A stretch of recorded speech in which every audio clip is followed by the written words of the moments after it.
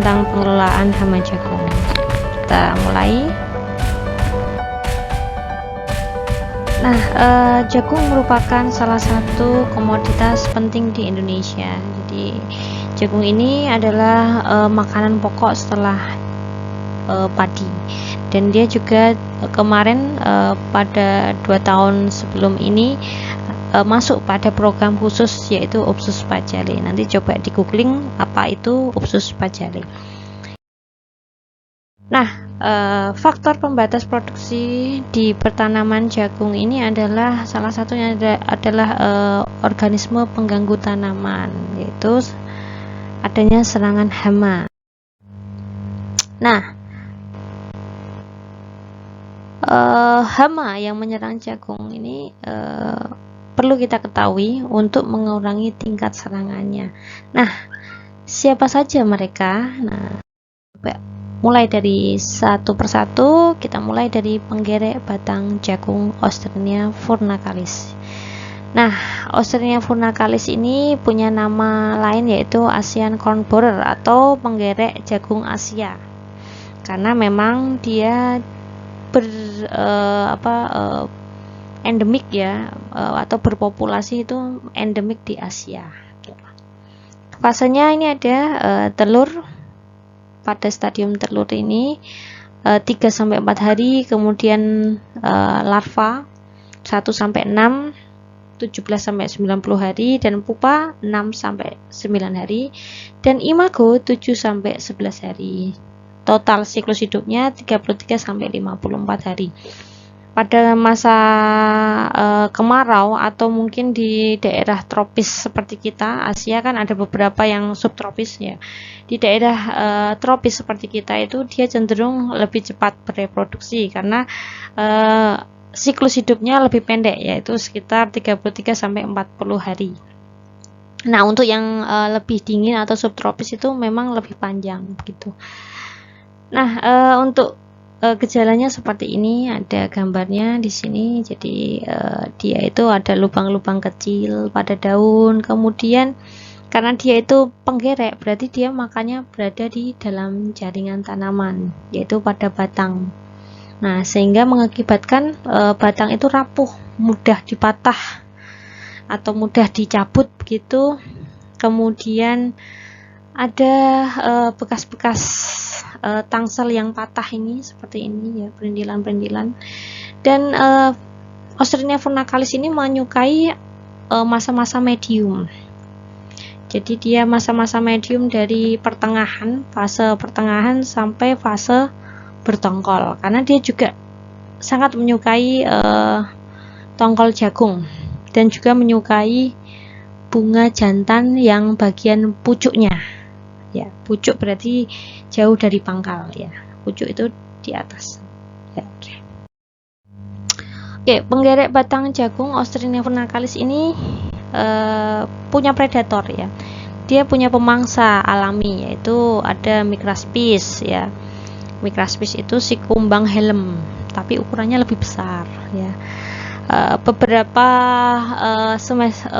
mahasiswa pada semester kemarin di Teknologi Agensi Hayati itu menemukan ya Micraspis ini, yaitu dia kumbang koksi tapi ukurannya lebih besar ya. Nanti coba di googling. Kemudian ada lagi cecopet ya, ini pernah saya bahas juga cecopet ini di mata kuliah TPHP.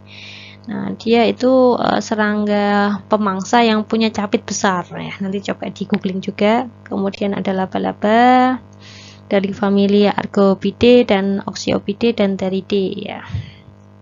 Selanjutnya ada semut orange besar, namanya Solenopsis gerbinata. Nah, ini mirip dengan rangrang, namun dia cenderung lebih oranye itu lebih muda, kemudian dia punya rahang yang lebih besar daripada rangrang. Nah, coba nanti bisa di googling seperti apa dia.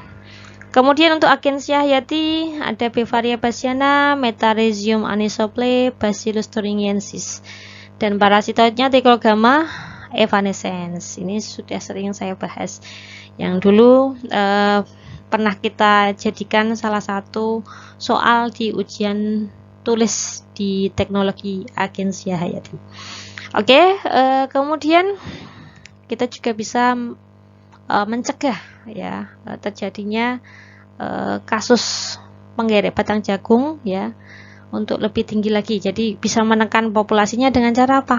Tanam awal musim hujan, karena pada masa-masa musim hujan pertengahan itu Furnacalis itu cenderung untuk meletakkan telur. Jadi kalau kita tanamnya lebih awal akan lebih cenderung mengurangi tingkat peletakan telur.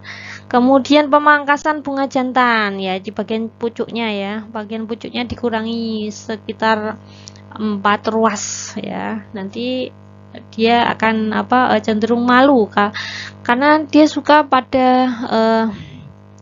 bagian-bagian bunga jantan. Nah, kalau bunga jantannya masih panjang itu mudah untuk digunakan untuk tempat persembunyian ulat ya gitu. Kemudian tumpang sari dengan kacang kedelai atau mungkin kacang tanah. Nah, ini bisa membuat Ostrina furnacalis itu kesulitan mencari tanaman jagung. Karena apa? Biasanya kedelai sama kacang itu punya bau khas yang bisa mengecoh Ostrina furnacalis. Kemudian kalau kimiawi ada monokrotofos, triazofos, dichlorofos, emamectin benzoat, thiometoxam, dan carbonfuran.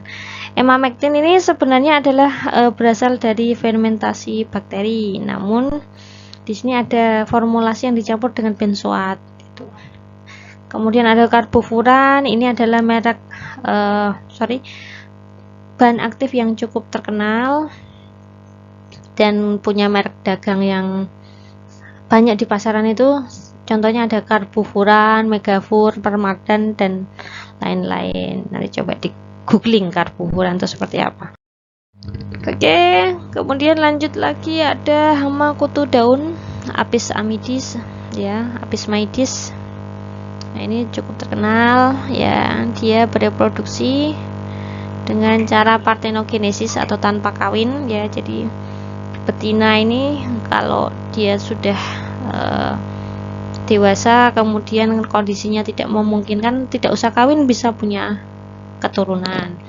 Dan dia juga memiliki fase yang cukup pendek ya, pada masa nimfanya cuma 5 hari sudah melalui 4 instar. Nah, kemudian karena dia itu pertama tanpa kawin bisa punya keturunan, kemudian setelah nimfa 5 hari saja sudah bisa jadi imago.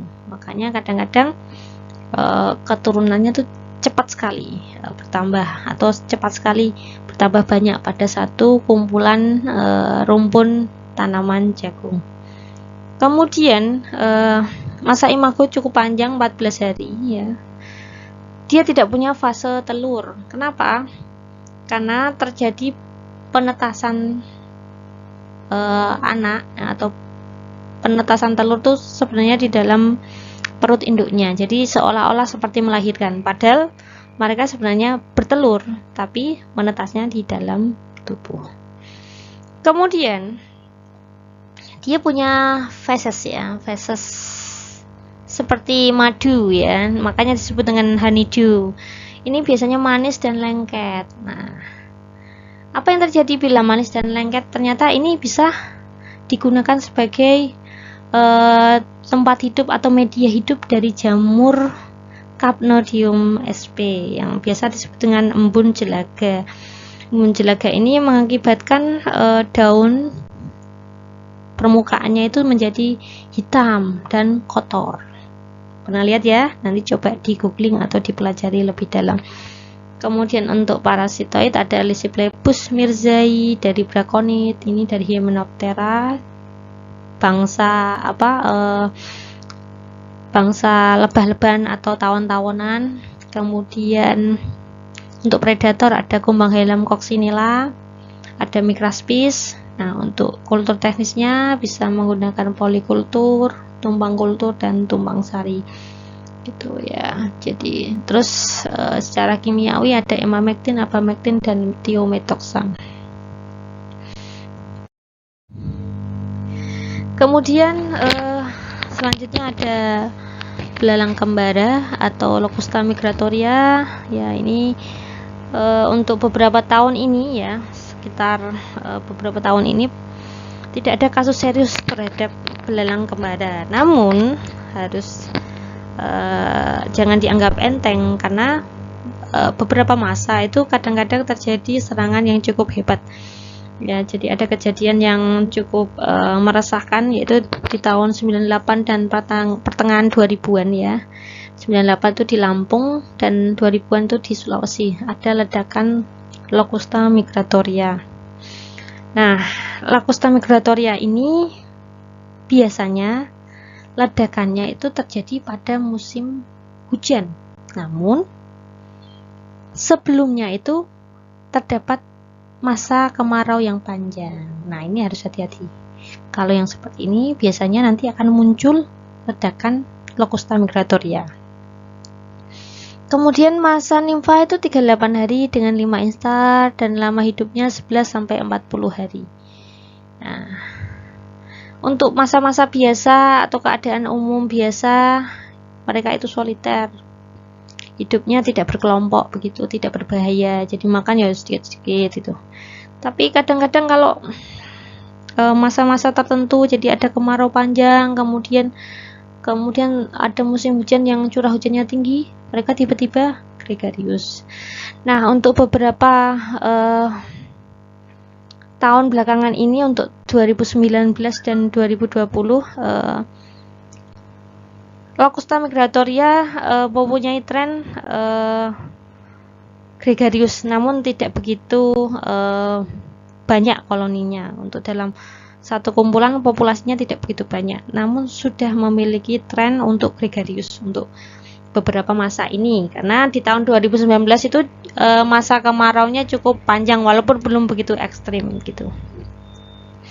Nah, oke, selanjutnya kita coba tahu untuk predator ya. Predatornya ada mantits, burung pemakan daging ya. Jadi kalau lihat mantits atau walang wadung ya, atau apa itu belalang sembah, itu ternyata memang dia musuh alami dari belalang kembara ini gitu.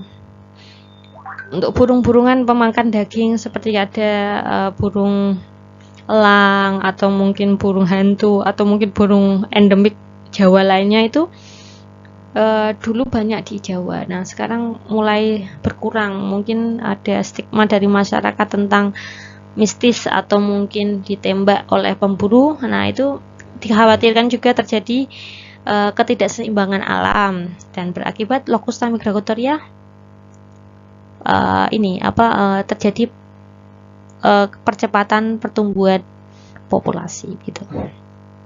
Untuk kimiawinya bisa digunakan golongan metomil ya. Merek dagang yang terkenal itu Dangke dan Larvin dan lain-lain. Nanti bisa di googling. Oke, kemudian selanjutnya ada Spodoptera frugiperda ya. Ini atau dikenal dengan fall armyworm atau FAW ya. Ini cukup fenomenal sekali pada tahun 2019. Ini terjadi epidemi atau kejadian yang cukup luar biasa untuk pertanaman jagung. Diketahui bahwa FAW ini sebenarnya bukan asli dari Indonesia, tapi aslinya itu dari Afrika. Namun pada awal tahun 2019 mulai ada kejadian di Lampung dan menyebar, kemudian puncaknya di akhir tahun 2019. Bahkan di Jawa juga ada kasusnya, cukup tinggi juga pada masa itu. Nah, kemudian ya untuk predatornya di sini ada kumbang helm besar, Micraspis, cecopet, laba-laba, kemudian semut besar Solenopsis, mirip dengan Furnacalis, Ostrinia furnacalis atau penggirek batang jagung Asia. Gitu. Nah, untuk agensia hayatinya juga hampir mirip dan parasitotnya pun mirip. Nah, namun ada beberapa hal yang tidak sama ya. Jadi kalau tadi Spodoptera frugiperda ini dia familinya berbeda dengan yang Ostrinia furnacalis ya. Nah, untuk kultur teknisnya pun hampir mirip, tapi ada beberapa hal yang berbeda itu ya. Jadi FAW ini menyukai tanaman yang masih muda ya. Dia akan cenderung meletakkan telur itu di bagian ketiak daun ya, dan akan mulai makan pada pucuk tanaman jagung. Nah, ini dikhawatirkan terjadi kematian dini pada tanaman jagung. Nah, ciri khas yang lain ya, ini Spodoptera litura ini Furugiperda ini adalah bangsa ulat gerayak. Namun ulat gerayaknya ini cukup unik ya. Pada masa instar 1 ya, itu dia punya ciri khas yang lucu ya. Jadi kepalanya itu besar tapi badannya kecil. Kemudian nanti dia akan ganti kulit. Nah, pada masa-masa instar 3 dan seterusnya itu mirip dengan kenampakan Spodoptera litura. Namun dia punya ciri khas di bagian kepala ini berbentuk Y terbalik. Nah, untuk ngengatnya pun hampir mirip dengan Spodoptera litura, namun cara makannya itu berbeda, dan dia memang sangat menyukai jagung ya. Dia ini adalah monofag ya, jadi dia memakan satu jenis famili yaitu pada jagung. Yang lainnya mungkin inang alternatifnya adalah sorghum. Nah, untuk yang lainnya dia tidak begitu suka. Ini yang terjadi pada Spodoptera Perda. Oke, coba kita lihat di sini ya, bagaimana sih Frugiperda dalam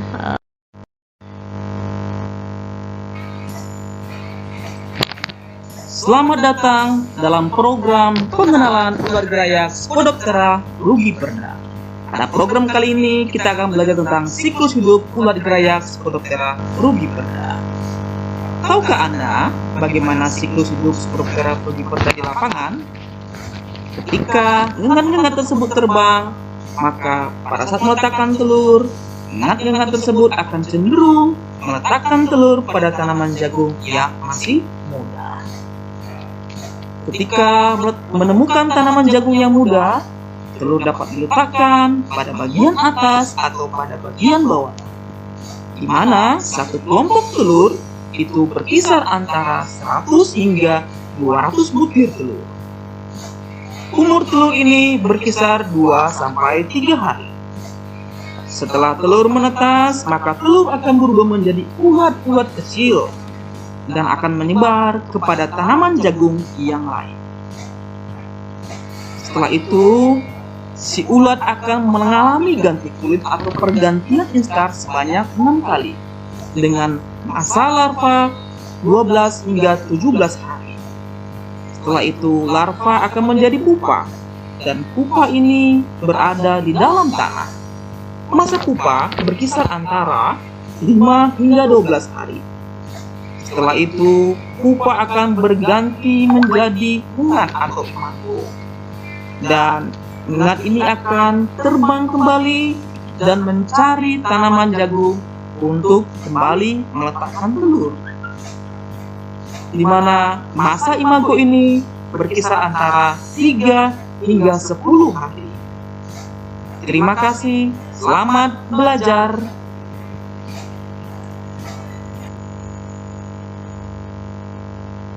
Oke, itu tadi tentang Frugiperda. Jadi Frugiperda ini memang jelas ya, dia suka tanaman jagung muda, dan cenderung dia kalau sudah masuk fase pertengahan mau ke generatif, Frugiperda ini akan, atau FAW ini akan langsung mencari inang baru yang istilahnya dia masih muda. Maka dari itu ini memang kalau seperti ini mirip dengan serangan tikus atau mungkin serangan penggeret batang padi ya. Jadi dia memilihnya memang tanaman-tanaman muda. Nah, apa yang harus dilakukan? Yang dilakukan biasanya ya kita mau tidak mau harus tanam serempak, itu yang dilakukan. Kemudian selain itu juga kita harus menggunakan metode pengendalian yang lainnya. Coba kita lihat di sini ya.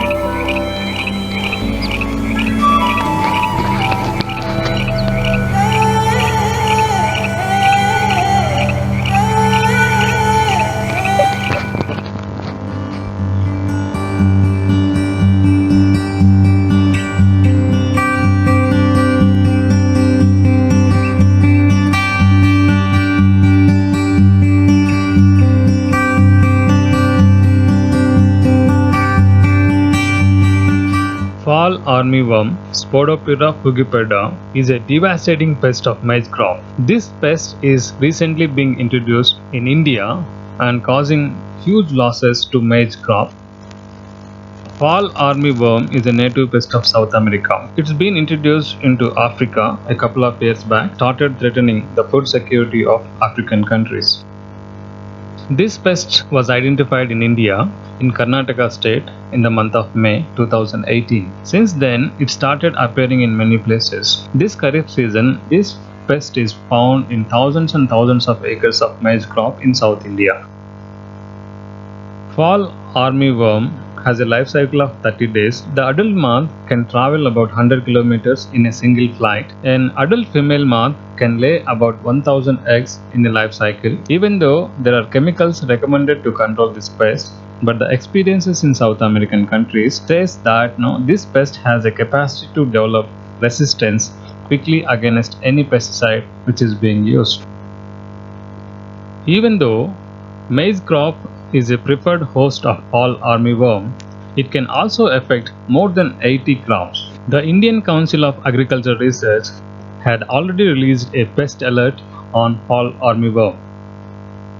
Dr. Ramanaidu Ekalavya Foundation Krishi Vignana Kendra, Tuniki, Medak district in Telangana state, has come up with very simple, effective and innovative solution to manage this pest. The scientists of KVK Medak have tried different non-chemical options like soil, rock dust, charcoal powder, wood ash, Agni Astra, Ipomia concoction, salt, green chili solution, waste decomposer, etc. Among which application of soil in the whorls has given excellent result, followed by application of rock dust, charcoal, wood ash into the whorls. Soil can be directly applied in the whorls and then a little water can be poured.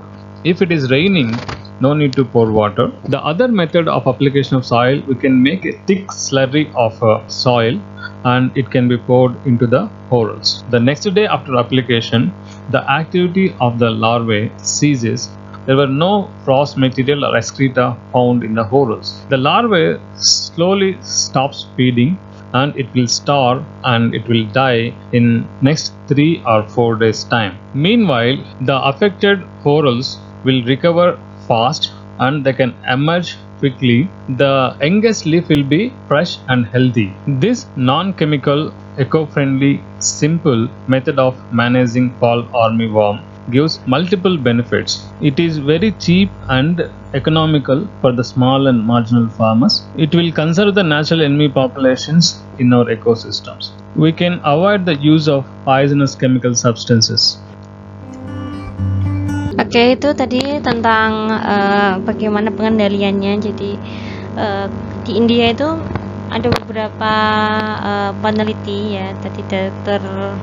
Firdayan ya, Dr. Firdayan itu mengungkapkan bahwa penggunaan tanah kemudian dimasukkan dalam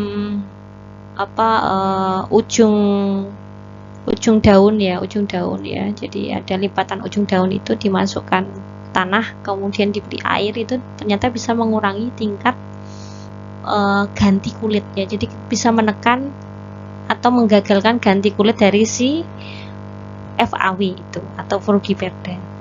Nah, selain itu ya, kalau pakai itu dia harus diberikan air ya. Jadi kurang efektif ya. Jadi kita nanti ngasih air, ngasih tanah, ngasih air. Nah, ada yang lebih efisien yaitu ketika kita buat larutan lumpur. Jadi tanah dikasih air. Lebih bagusnya lagi kalau ditambah dengan ekstrak nabati seperti mimba, kemudian seperti cabai ya. Kalau cabai dan garam itu bisa disemprotkan gitu. Tapi kalau tadi lumpurnya tadi dicampur dengan mungkin mimba atau mungkin tanaman-tanaman nabati yang bisa mengusir serangga, itu akan lebih efisien. Oke. Nah, itu tadi kita membahas tentang hama tanaman jagung. Nah, ada tugas untuk kalian yaitu tentang review penyakit tanaman jagung. Nah, nanti tolong dibuat review tentang penyakit tanaman jagung. Nah, reviewnya nanti dibuat dalam media PPT atau PowerPoint, full color, beri gambar dan deskripsi menarik. Namun tidak perlu animasi gerak. Kenapa? Karena nanti pengumpulan tugasnya itu menggunakan bentuk PDF. Ya, tidak usah digunakan animasi gerak. Tapi kalau mau dibuat gambar yang bagus atau mungkin deskripsi siklus atau apa boleh. Nah, minimal 3 penyakit tanaman jagung ya. Kemudian kontennya ada biologinya, gejalanya dan cara pengendalian. Boleh memilih salah satu penyakit yang mau jadi andalan dan Anda memberikan pengendalian yang cukup baru ya atau kekinian. Nah, itu boleh. Kemudian nanti diunggah di Sunan ya. Kemudian nanti minggu depan kita lakukan diskusi grup ya. Diskusi grup ini nanti bisa menggunakan Zoom atau mungkin media chatting WhatsApp. Nah, seperti itu dari saya. Terima kasih. Sekian, wassalamualaikum warahmatullahi wabarakatuh. Salam sehat, salam sejahtera dari Ibu Nova.